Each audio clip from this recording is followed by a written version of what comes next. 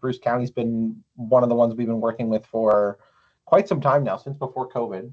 But let's dive into this. I'll make sure. Can everyone see my screen? Can everyone see the title slide there? Lovely. Cool. Like Catherine said, you're going to get a copy of this at the end. We've only got an hour, so I'm going to talk like fast, but hopefully not too fast. And if you have questions, or if I'm going too fast or you can't hear me, let me know. Lovely. So that's me. That's a nice photo of me when I was looking healthier during COVID. It's awesome. I had a little bit longer hair. I'm one of the founders of 2H Media. We've been in operation since 2017. We provide a lot of digital marketing services. We do a lot of e-commerce work on Shopify. We do a lot of paid advertising through Google, and as well as SEO. So we're going to be focusing primarily on SEO today, but if your questions kind of blend together, I should have an answer for you. And we've been a Shopify partner since 2017, 2018. So we've been in the e-commerce space for a little while. Brief overview of what we're going through today. So what is SEO, why it's important, and how it's different from paid advertising. So it's like a definitely different marketing source than ads. Generating backlinks and why backlinks are important. Keywords, on-page SEO, local SEO, a whole list of free tools, and then Q&As. We're going to sprinkle out a whole bunch. Okay. First things first, you've probably heard this 3-letter acronym. There's like 3-letter acronyms in like every space. SEO is the big one. There's a lot of fraud in this space. There's a lot of misconceptions in this space. Some of it's super technical. Some of it's really, really easy. We're going to kind of walk through all of it. Essentially, and this is true of like AI search as well, we want your website, we want your digital footprint to have more visibility. That's it. We want your online business presence to get more visibility. We do that with search engine optimization, which just means allowing a robot to find your content online and understand your content online, so that when someone types something into a search engine or into an LLM like ChatGPT, your content will be displayed. So it is not about direct sales. It is about visibility. So we're really looking at impressions here. It's how visible is your brand online. Cool. This might seem a little bit small, or maybe. There's lots of ways your brand can be found online. We're going to be talking about the top one here, so hopefully you can see my cursor here. There's lots of ways your brand can be found online. There is organic search, which means someone typing in like plumber near me. Great, that's organic search. They don't know what someone is looking. They don't know who they're looking for, but they kind of have an idea of what they need. Great, that is SEO. Direct search would be they're typing in your URL key for key, www.plumberinbrucecounty.com. Great, they know exactly where they're looking. That is a direct search. SEO does not impact that at all. It's great. People already know you. Those are your relationships that you've built. Maybe your URL or your QR code is on a business card or a flyer or some kind of other advertising, and they're actually typing that in. Cool. Referral traffic is another website linking to your website. So that could be through Facebook, that could be through Twitter, that could be through Instagram, that could be through someone else's website that you've got a link on because you collaborate with them. Again, not SEO. Referral traffic is a completely different source. The rest of them are fairly straightforward. Email, organic video. Organic video is very, very similar to organic search. It's just great. You've got a bunch of video on YouTube or Vimeo or something like that. That is the same. So YouTube is a search engine for video. Google search is a search engine for websites. Both will be impacted by SEO. If your videos have good titles and descriptions, and there's lots of comments and things like that, your organic search will go up there as well. Organic social, paid search, and then there's always going to be a little bit of unassigned. People use VPNs and ad blockers and all kinds of fun things so that Google or the tools can't figure out how they found you, but that's cool. Normally, it's very small. There are many, many more different ways that someone can find you, but those are the main ones. So ideally, we want our organic search to be the highest because those are people, those are potential customers that we did not have to pay to get. They are now finding us for probably the first time, because if they knew about us already, it would be direct, but they're finding us for the first time through some kind of keyword search, going like looking for something, great, and our website needs to show up. How do we get our website to show up? there are, and this is done intentionally, there Google and the again, I'll mix a little bit of AI in here. They use ranking signals. There are too many to cover. A lot of them are very technical, and a lot of them you can't change. So the first one on the list, I have it there intentionally, the age of your domain. You're starting a new business, you bought the domain from GoDaddy or from Namecheap or from somewhere else. That domain age will be 1 day old when you buy it. The longer you're in business, the longer the domain age is. So businesses that have been around for many, many years have an advantage. Typically the older and more successful the business is, the more credibility there is. So there's some things that we can change in this giant list, and there's some things we cannot. We're going to talk about things that we can change. Right? 2 words down. Keyword as first word in domain. So great. Some people buy very, very on-the-nose domain names. Very, very on-the-nose domain names. Meaning like the service offering they provide is actually in the domain, which would be very, very good. So instead of using your name, it could be like XYZ cleaning service. Well, cleaning service is a great thing to have in your domain because that's probably the service you provide. So the more relatable we can actually make things great. So I don't want to get everyone confused here, but there's a lot of things that go into this algorithm. Google does not tell us how these are prioritized. They don't say what has more weighting than something else. If they did, there would be people like me and people like our team that would gamify that system immediately if we knew how the algorithm absolutely worked. And we would make all of our clients appear page 1, position 1, because we would just play the system.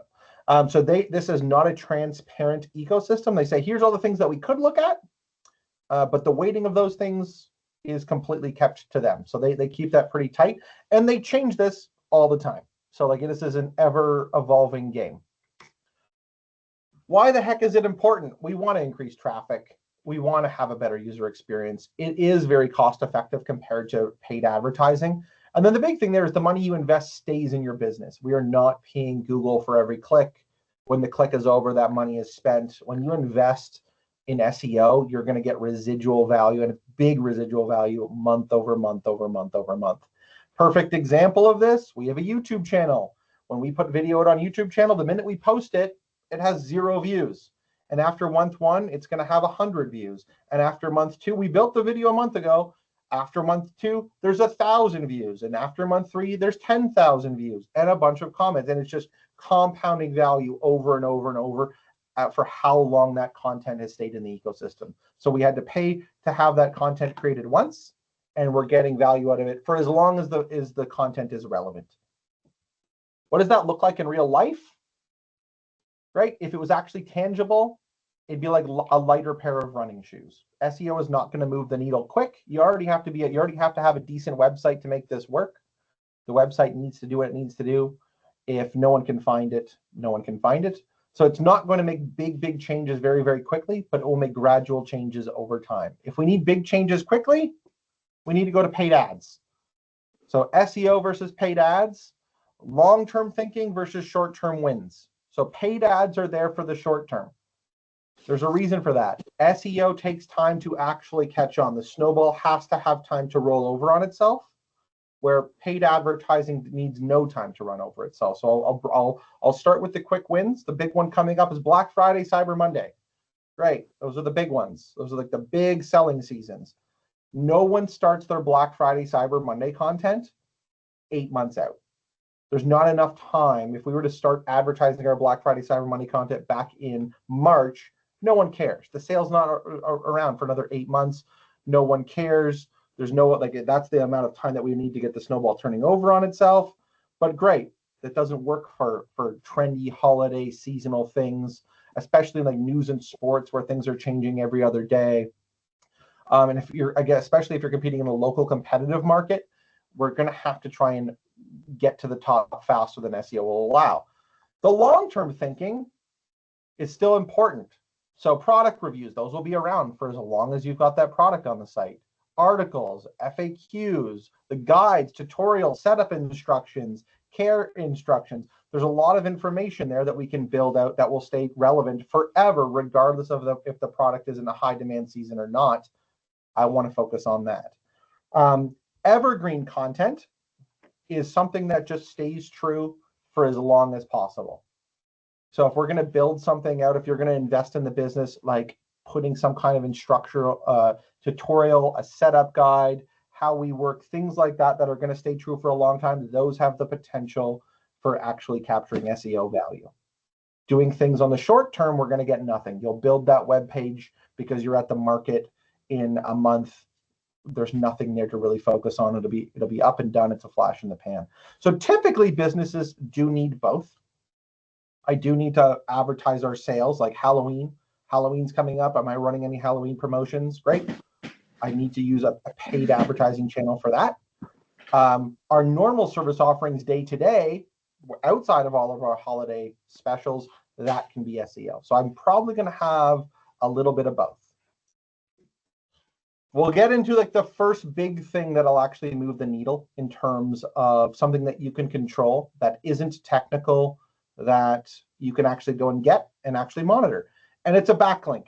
A backlink is technically an inbound link. It's a link on another page of a website directing people to your website. The more backlinks you have, the better. And typically businesses and other websites that have your website link on them trust you. It's a source of trust. I'm going to go and share that information saying, hey, for more information, go check out so-and-so's website with a link, and that's going to point to you. Cool. Google views that as a very, very strong sign to say, if another business trusts you, we should trust you as well. Let's go through some examples. Great. So this is just on our site. Great. There's a whole bunch of external resources. There's a whole bunch of articles. There's step-by-step guides. So those step-by-step guides point to our YouTube channel. The articles point to stuff that we've done on other websites. And the external resources are pointing to some friends. So like we point to Shopify, we point to some apps. Cool.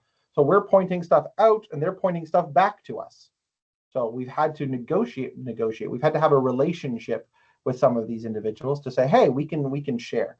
I don't do this, but it's in my ecosystem.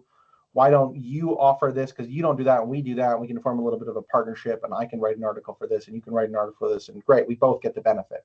Cool. So that I need two people to make a backlink work.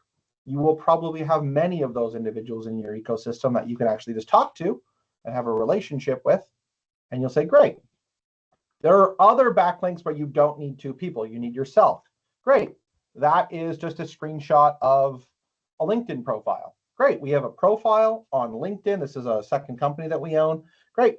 And when we fill out that profile, we say, great, it's going to ask us for a URL. And we give it to it. So now LinkedIn links back to our site. And you can imagine how many of those exist. So Chamber of Commerce, Yelp, potentially the Small Business Center. You're going to have a whole bunch of them. You're going to have a whole bunch of opportunities to say, I want to create a profile on a website that is high trust. And I'm going to fill out that profile and I'm going to include my own link that points back to our website. Great. I get value for that. So it's super important. It's super important. It increases the credibility of your content. It is a numbers game. It's very much a number game. So the more backlinks you have, the more valuable your content is for search engine, and then the better the ranking position, the more visibility. So great. How do I actually get them? It's pretty much relationship driven. So you need to actually talk to people. There's lots of ways to get them. So great. Profiles, like I said, Yelp, Yellow Pages, social media. Newspaper and press features. So if you've got a local paper, which you probably do, or you've got something on the national scale, typically they'll include that in their digital form of content. Well, they'll say, hey, great, this is the owner of XY Bakery was doing something fun and they donated. Great, I want the backlink from that. All of your industry partners. Can I share content? Can I collaborate together? The beer industry does this so well. The beer industry, the craft beer industry does this better than anyone because they're typically mixing alcohol and food, which is like, I like alcohol and food. So they are typically collaborating with food trucks and they're putting different ingredients in their beers and they're doing all kinds of things. And they're able to grow that network of backlinks out very, very quickly and very effectively, and it's ever growing. And obviously networking itself. So business registries, the local business center. So great. I don't know if Catherine has a whole list of all of the other businesses that have come through the center. But yeah, there's room for backlinks there. You don't need 4,000 of these. The goal is to get like 2 to 4 a month. This is a forever task. Can I get another 1, 2, 3, 4 a month? Great. I don't need more than that. We kind of treat SEO like brushing your teeth. If you brush your teeth once and you forget about it, your teeth are going to fall out. I need to do it every day. You need to do it every day to see impact. This one is not terribly difficult. Writing an article and talking to people in the industry, yeah, it's just part of your, it should be part of your job as a business owner. But yeah, 2 to 4 backlinks a month. There are paid tools that you can actually see your backlinks. So something like SEMrush or Screaming Frog, you can actually see through one of those paid tools. There isn't actually a free tool available that shows you where you're featured on everyone's site, unfortunately. There's no free tool for that. There are some other free tools I'm going to get into, which is here. But yeah, the paid tool for that would be SEMrush.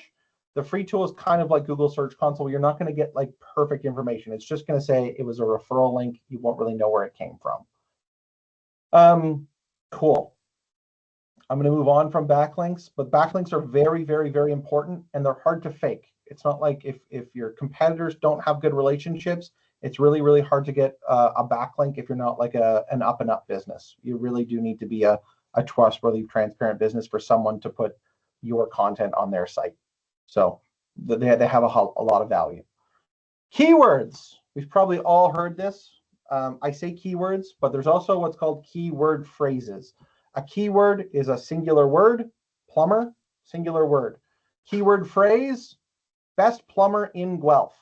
Great. So I'm gonna have multiple keywords in that phrase. We want to focus on both of them. We need to understand and look at what keywords you're currently ranking for. You're going to already have some if you've got a website that's live. Your rankings probably won't be very good if it's brand new, but we need to start somewhere. So we don't need to worry about keywords if you don't have a site completely yet. If you do have a site that's live right now, cool. The free tool, which I'm going to show you a screenshot of, is called Google Search Console. Google's got a whole suite of tools. You can sign up for Google Search Console for free. Great. I will mention it's not historical. So Google Search Console, if you don't have it installed on your website, it's not collecting data. It will not pull historical data from like yesterday. It will only start tracking from the day it's installed. Cool. We have to make sure that the keywords that we do want to rank for match the business needs. So great, you might have like a free resources page on your site. Great, free resources, and it's like a bunch of like how to do stuff. And it points to your YouTube channel on how to do this thing. Great. There's going to be a lot of people looking for free resources. That doesn't move the revenue needle. I want SEO to help move the revenue needle. So we need to focus on the words that actually find good customers, not people that are just looking to do it themselves. Okay. So we need to balance that out. We call that keyword mapping. It's what is in demand, what are people searching for, and what is related to the business. And I need to make those match. And we might have some great keywords that the business wants to focus on, but if there's no demand for those search terms, because let's just say it's industry jargon, the person doesn't actually know the right word to search because it's a complicated service, I need to meet the customer where they are. So if there's no demand, no matter how much I try, I can't make someone type a specific search into an engine. I need to go to where they are. So let's take a look at this. This is just a screenshot of Google Search Console. With a few things that I've actually got here. So very quickly, great. We rank for a ton of words. You're going to rank for like tons and tons of words, and you're going to be in all kinds of positions. Normally it's ranked from position 1 all the way down to 999, and then after that it kind of falls off. Anything under position 10 is typically page 1. So like anything position 1 through 9, 1 through 10, you're on page 1. After that, it's going to go from like 11 to 19, you're on page 2. And you can pretty much think about 10 or 11 links per page on Google. I don't go to page 2 a whole lot sometimes, but typically if you're on page 2, you're really not getting that much visibility. So you can think about, again, we do a lot of work in the Shopify ecosystem. Shopify sample product CSV download. Great. I would love to have them download that from our site. We rank on position 6, between 6 and 7, 6.5. That means we're appearing when someone types that in. That's the query. That's the search term. Great, I'm going to get a whole bunch of impressions, a whole bunch of clicks, and that's where we are. We're position 6. You will see, great, we've got close to 65,000 impressions. So that means our website was seen 65,000 or 64,600 times in those 3 months, and we paid $0 for it. No money to Google. all the money we spent in the business. I want as many impressions as possible. We only got 394 clicks. So like there is a big difference between displaying in a search engine and actually driving the click. Cool. And then we have an average position. So across all the keywords, we're pretty much averaging it on page 3 if you average it all out. That one's less important because I really don't want us to focus on like where are we averaging. I want to focus on like your top 20 keywords. I just want to focus on those keywords. So you need to understand where you are, your rank. Google Search Console will just spit it out for you. They will tell you, great, here's where you show up. These are the terms that your website appears on. And you're going to say, oh, wow, I didn't know that. And then you're going to say, well, why don't I show up for the keyword that I really actually want? I need to do some work in that area. So there has to be a baseline that you're going to look for. And that definitely comes out of this tool. There are paid better tools that will do a better job of this, but they're fairly expensive. I'll get into that later. The SEO tools in the market today are fairly not small business friendly, unfortunately. Cool. So let's just say we've got some keywords that we want to rank for, but we don't rank for them yet. That comes to on-page SEO.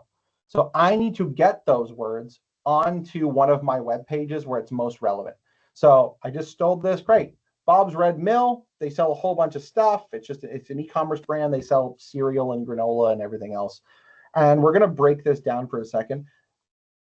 Bob's Red Mill is selling a $3.59 product. This is essentially cereal. It's cereal in a bag rather than a box. And this is all the effort that they go into selling a $4 product. It's a lot. So we've got reviews. Great. We've got a bunch of reviews. We've got a product description that's actually built out. We've got 234 reviews. There's recipes that they've included. There's a whole Q&A section that I could go through. They highlight the fact that it's non-GMO and high fiber and kosher, and they lay this out on top of having multiple images of the product, the nutrition label for a $4 product. $4 product.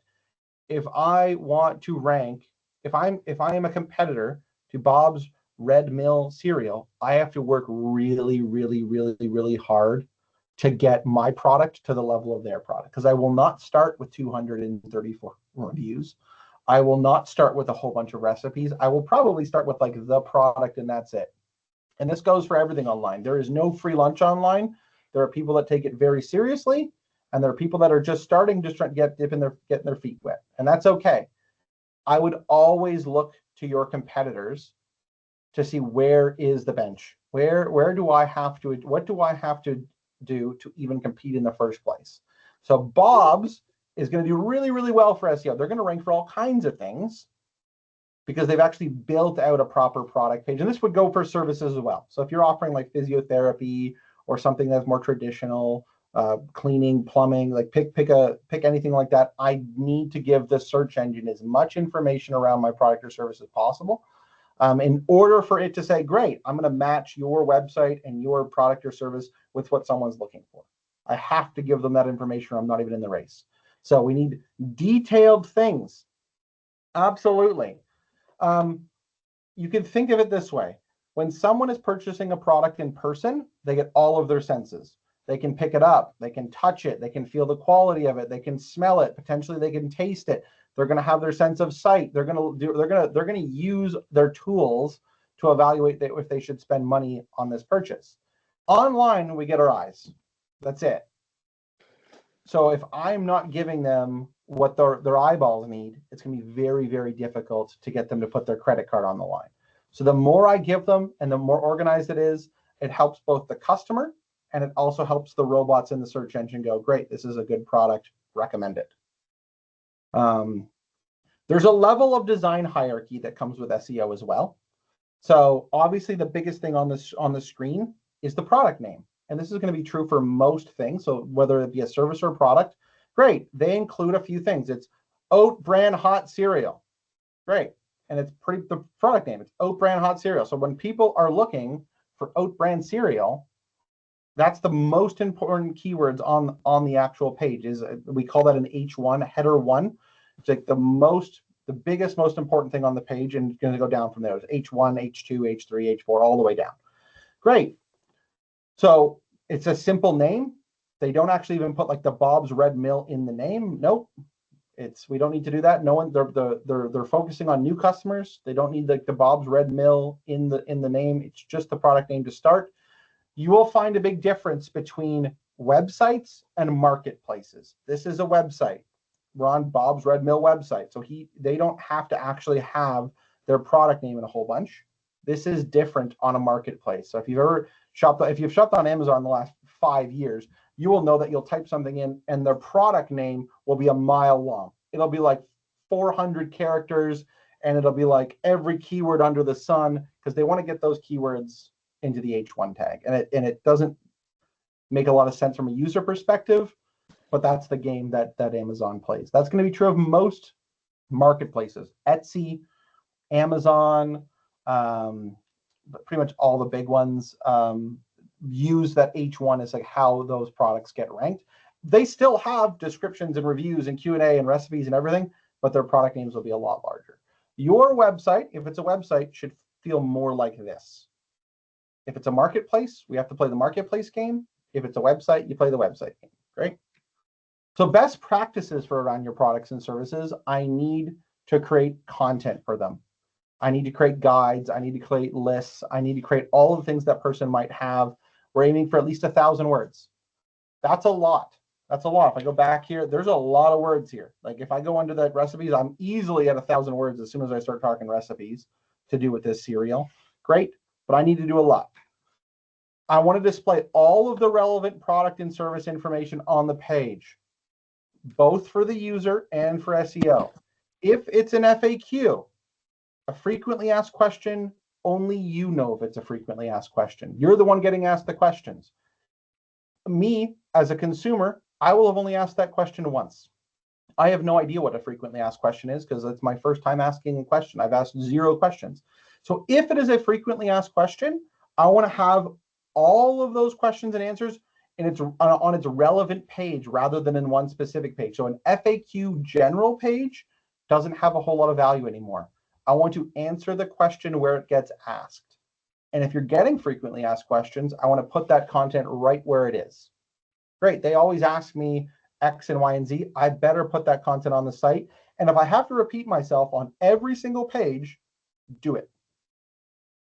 I don't want to have a general FAQ page because guess what? No one's going there and scrolling down to the 14th question to find their answer. Nope, I want to be a better service provider than that. I'm just going to answer their question when it happens.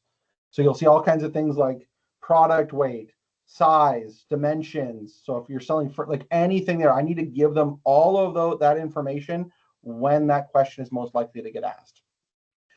Avoid using AI generated content. This is new. This is new. It's very tempting to pop into ChatGPT and say, give me a thing for this and that and this, and it's going to spit out a beautiful, it's going to be beautiful. To give you 500 words and it'll be great. It's probably better than I can do and better than you can do. The problem is the robots know that it's AI and it's deprioritized. So I would rather you keep the AI generated content for like emails and social media and the things that don't have a whole bunch of long-term value. For the website, you can have a little bit of it. You can get them to create a draft that you can heavily edit. You can get them to generate ideas. But if I'm just going to get ChatGPT to spit out a whole bunch of stuff, it's not going to go well. It's really not going to go well. It's very easy for a professional to say, wow, you did this and it's all AI generated and we're getting, it's not we get no results. We're actually penalized for it. So it's not like we go down to 0. We actually go into the negative. That's only going to get worse. It was in the news 2 days ago. ChatGPT now has a search engine. It's an AI-powered search engine. Obviously, that competes with Google's bottom line. Google likes making money more than anything on the planet.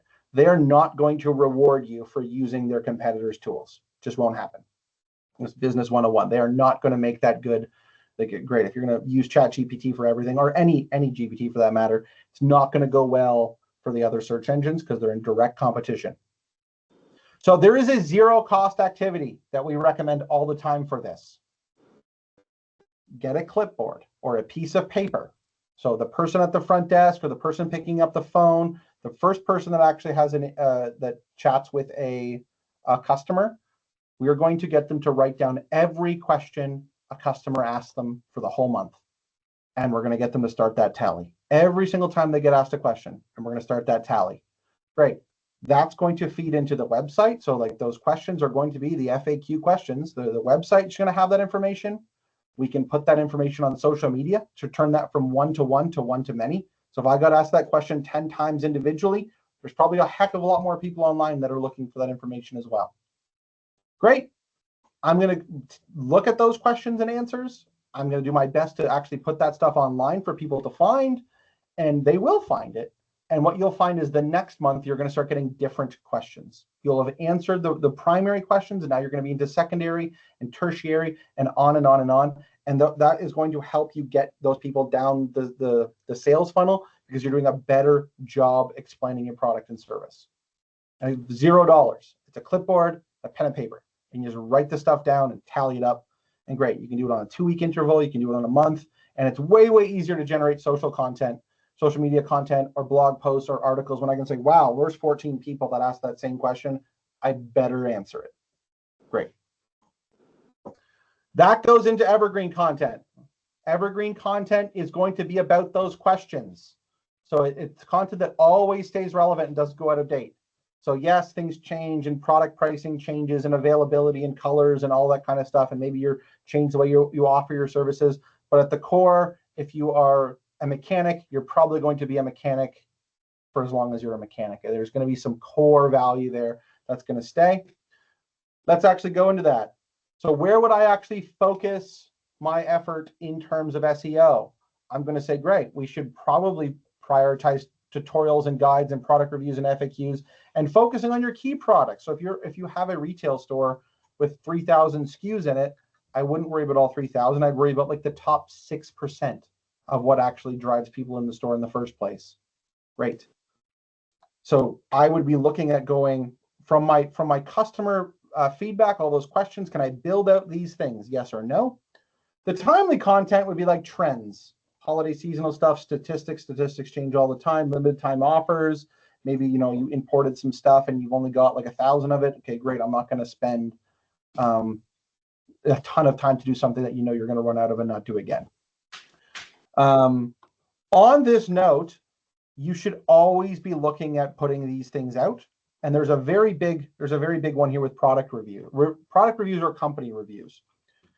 Big free hack as well. Find your competition, go to their business profile, Google business profile, and look at all of their bad reviews. Look at all their bad reviews, and your customers will tell you what they value. They're going to complain about your competition being too slow and too expensive, and the customer service wasn't good, and the product wasn't durable enough, and the sizing was wrong, and you're going to see what they actually cared about. I'm going to say, wow, okay, I'm going to do a good job where my competition is the weakest, and I want all of our reviews to be a strength where our competition is weak. So I want, if they're concerned about durability, I want them to say that we have the most durable product on the planet. If they say that their quality of service wasn't good, I want ours to say the exact opposite. And that's what's called priming.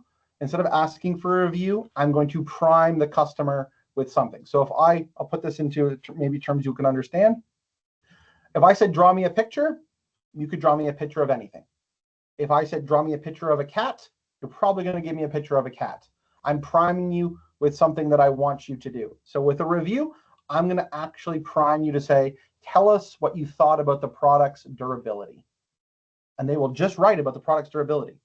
And that's what I want the review to highlight, because I know our customers care about that. I don't want to leave it up for them to say, oh yeah, 5 stars, great stuff. John Smith was awesome. Okay, great. I'll take that review, but it actually doesn't do anything to actually, one, we get no keywords out of it, nothing at all. I'll take it. I'll take the 5-star. I'll take the 5-star no comment. But what do we actually want to happen? I want them to talk about the things that we want to focus on. Product durability, quality of service, maybe our pricing was really good. Maybe like, what do I want that review to actually say? And that comes from priming. Great. The more I have of that, the better it is. So that evergreen content will have time for that snowball to roll over and roll over and roll over. And eventually when they say best such and such Guelph, I've got 400 reviews that confirm that is fact. It's no longer opinion, it's fact. And now I'm at the top of search. And again, you can't do that overnight. It's not like I can, but we'll actually walk you through an example of this. So this is local SEO. Local SEO is very different from SEO in general. So these are like local service providers in a specific geographic area. And Google's fairly good. Most search engines are fairly good at figuring out whether you're making a local search or whether you're making a national search. So if I'm looking for a plumber, like my screen suggests, I'm not looking for a plumber in British Columbia. I'm probably looking for a plumber that's close to me. So I said plumber Guelph. That was my whole search, plumber Guelph. If I'm a new plumber and I've got no SEO value, maybe I've only got a one-page website and I want to attract customers, I'm probably going to have to advertise. I'm probably going to have to get my feet wet. I'm probably going to have to start with that. I've got no reviews, I'm a brand new business. And you can see that. The paid ads will always appear at the top. There's no way to stop that. That's how Google makes money. Cool. And then underneath that, there's going to be a whole bunch of free business listings about plumbers in Guelph. And we're going to notice a few things. Great. It's different than the normal search. It's not just a list of websites. It's actually their profiles. Here they are. A map automatically opens up. They're the little dots on the map. Great.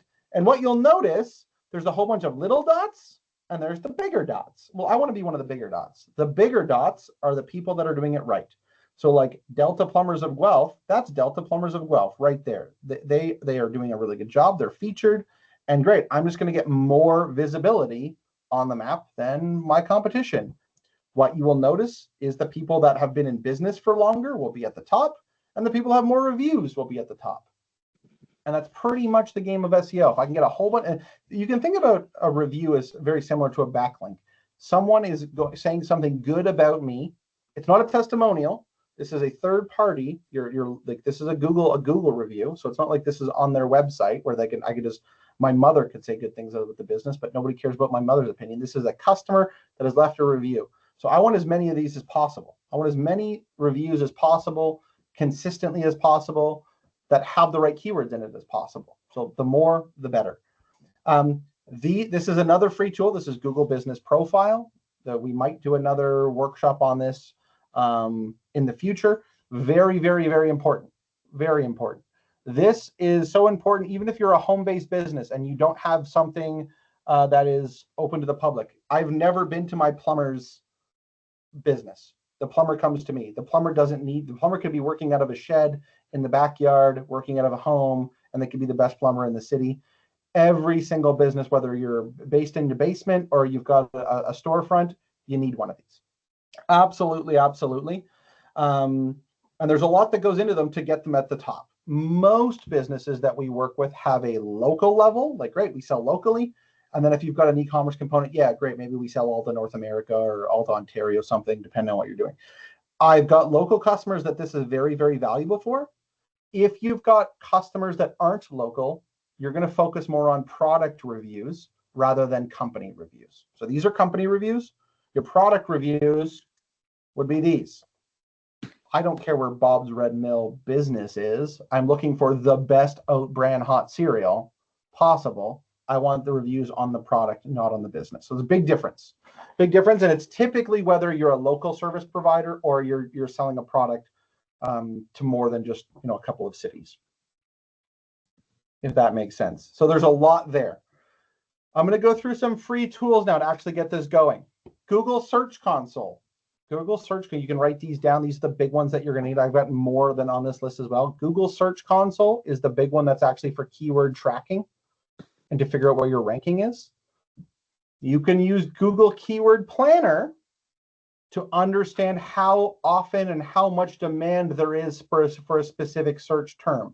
So I don't actually need, it's primarily a tool used in the Google Ads ecosystem, but we use it all the time to figure out what the demand of a search word is. So great, I think I want to focus on this term. Great, let's go figure out how many times that term gets actually searched for in a month in these 5 cities. Is there demand? Are there people actually looking? If there's not, I wouldn't be building out a whole section on the website to focus on something that people aren't looking for. Analytics, Google Analytics, you've probably all had this one. This just shows overall website data. That's going to go right back to this one at the beginning. Great, this is from Google Analytics. It's going to show us everything. It's going to show us all the organic, all the direct, all the referral. This is tracking everything that touches the site. So like each their own. You need this one too. You need that one too, big time. There is a secondary, so I'll skip to this one. Google Business Profile. It used to be called Google My Business, and they rebranded it like 2 years ago, but I always call it Google My Business. Google Business Profile, great. It's the primary search platform for Android users. Great. I've got a Samsung phone, and when I do this, great. This is typically through an Android search. Great, as I'm using Google, I'm not using Safari. Apple has their own. It's called Apple Business Connect. I want both. So if you've got customers coming to you and you think they are iOS users, they've got an Apple device, Apple hates paying Google. They don't. They like making all of their money themselves. They have a competing product that's very similar to Google Business Profile. It's called Apple Business Connect. You will need an Apple ID to create one of those, so you probably need an Apple device yourself. You can get an Apple ID even if you don't have any Apple product. It's got to sign up for one, and you can create the same thing, but for, so again, if you've got Google Analytics, it will show you here's what device the people came to on your website, what mobile device they use, what browser they use, and I could look at that and go, wow, we're getting a lot of search from people using Apple product. We should probably have an Apple Business Connect. If I don't have any people, and again, it would be odd not to have anyone calling you or visiting your website through an Apple product, great. They're both good. If you've got an ice cream stand, a pop-up shop, if you're doing markets, it doesn't matter. They're both very, very relevant for you. I would get both of them. There is an approval process for both of these tools. So they're free, they're 100% free. They'll try to get you to advertise, and yeah, there are paid features in the thing. You don't need to use them. They'll offer you discounts and coupons to start advertising. You don't actually need to do that. But yes, there is a lot of value in having these things. And then Sprint Point, we mentioned that before. There's a bunch of free resources that we offer through 2H Media. You can check that as well. You can download them. They're free. Now what? You are going to install Google Search Console. You're going to put it on your website. If you don't have one, if there's no website that's live, don't worry about it. I would still create the profiles. I would install all the other free tools. I would get those going. I don't need, if I'm a plumber, again, I've never even been to my plumber's website. I don't even know if my plumber has a website. I absolutely know they have these two things. If you don't have a website and you're a local service provider and you don't have a website, these are fantastic still. I would have these whether you've got an online presence or not. They're absolutely massive. Okay. Once you've got those things in place, I would approach all your key business partners and ask to collaborate. Again, for backlinks. I need someone to say something good about me. Cool. That's going to take longer than you think it takes because everyone's busy. I would understand and refine your keywords. So again, start with that free little exercise. Start recording down all of the questions you get asked. Understand what people are asking for.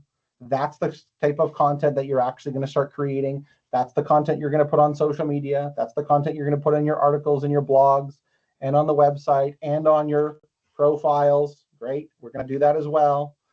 I would add more structure and content to your web pages to make them better. So again, that's like step 5.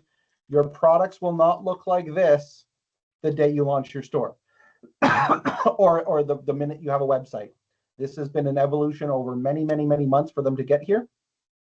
I would prefer just to have a little description to start and good photography. You're not going to have 200 reviews. You're not going to have everything that's required. You're not going to have little art that you can put. That's fine. Little by little, little by little. And then I would look at starting to create a content strategy for going, great. Your time is valuable. In marketing, we try to have, there's 2 types of budgets in business. We have money budgets. We have time budgets. So money budgets are a lot easier to comprehend. I've only got X dollars and the dollars have to go so far. I need to have a time budget. What is my time that I can allot to marketing every month? Do I have 12 hours a month? Do I have 12 hours a week? What is it?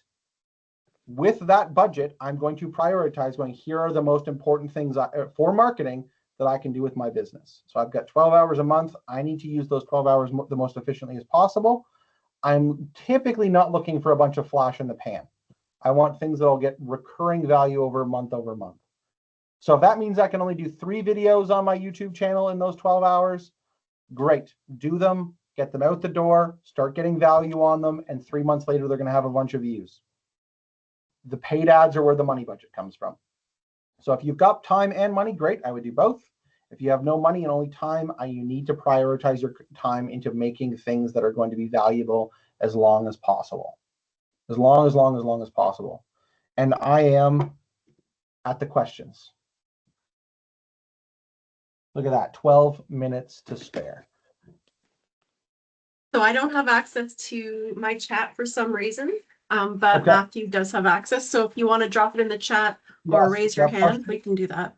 Yeah, you can drop in the chat. I don't even mind if you open up your microphone and you want to chat. I am here for you.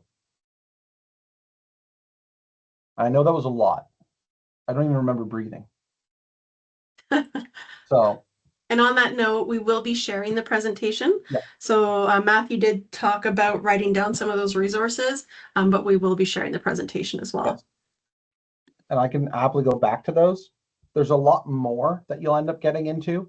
There's a lot of free resources that I didn't mention. Google Tag Manager is one of them, like that's on the paid ad side.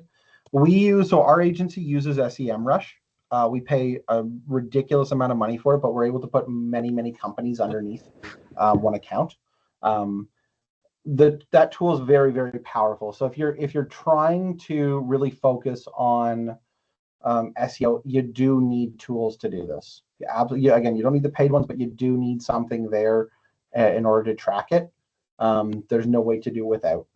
It's just the same thing as advertising. I need a platform that actually holds the data so that we can actually measure our results. If there are any questions about this, and if there's not, that's cool.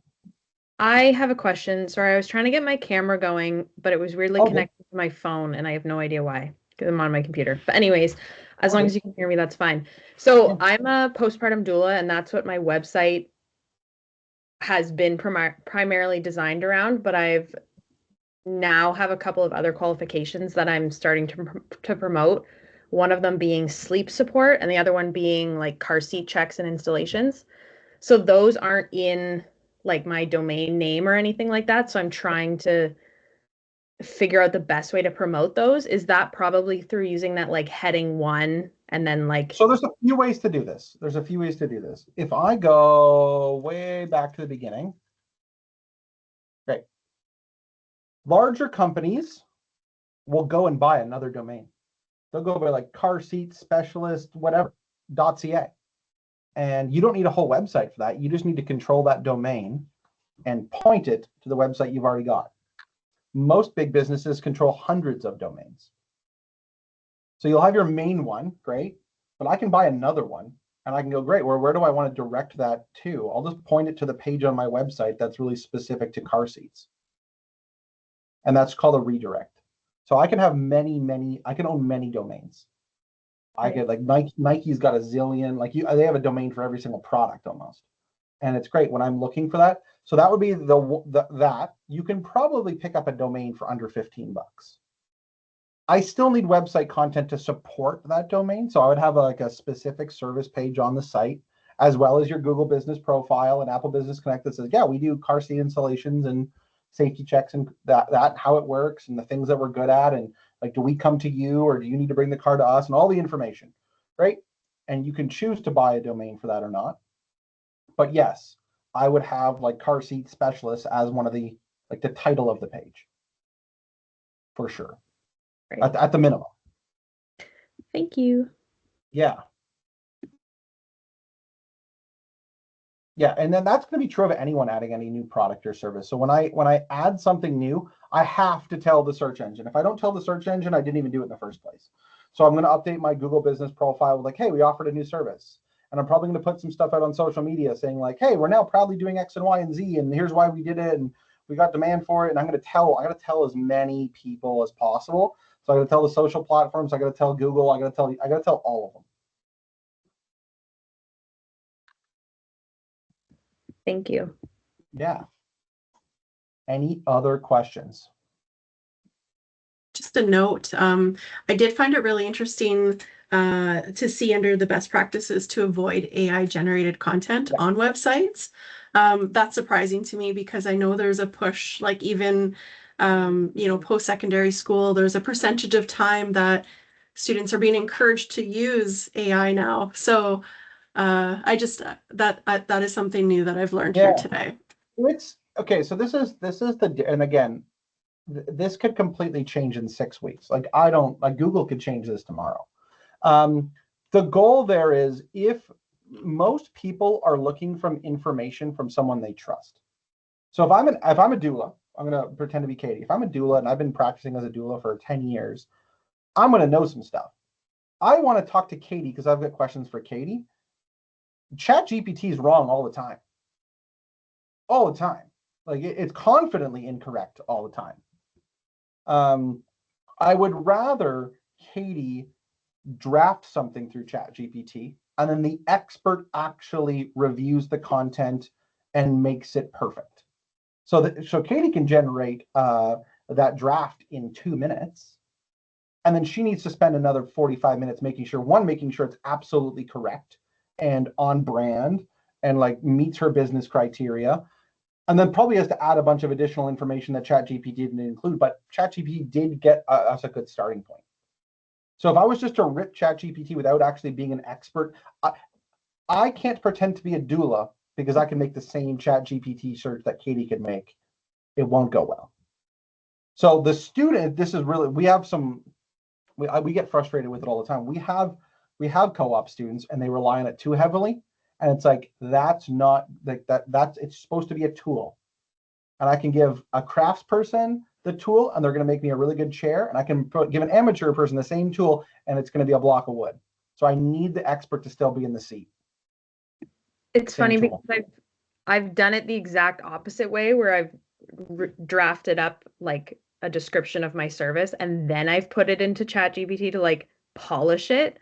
But now maybe I want to like start with the draft, tweak it, and throw it back in for more polish. Because ChatGPT, like the vocabulary that ChatGPT is going to blow us all over the water. But the information has to be correct. On top of that, search engines have tools to check whether this is AI generated or not. There are like AI checkers. It's like radar detectors, and you will take a penalty if it's not human generated. They will not say how big a penalty, but it's not on the good side of things. So draft, get the expert's eyes on it, polish it up. You might have to do that a couple of times, but it does cut down the amount of time to start so easy. So again, if you're doing email blasts or like social media posting, like I don't care. It can like generate the draft, make sure it's right, send it out. Great. But like for things that are really, really, really important, like evergreen content, it absolutely cannot be just ChatGPT slop. And even if there's a few generations of ChatGPT 10, when that eventually comes out, there are competitors in the market like Google that say we don't prioritize AI generated content rather than the expert writing it themselves. And until no one uses Google gets to control how the search algorithm works. Any other questions today? As Matthew mentioned earlier, if your business is a member of a local chamber of commerce or local BIA, reach out to see if you can connect with them to get a backlink on their site. I think that is such a great idea. Yep. And yeah, I guess we'll say thank you, Matthew, so much for your presentation. There's a lot of information here. And thank you everyone for attending today's session. I hope you enjoy the rest of your day. Absolutely. Thank you so much for having me. Thanks, everybody.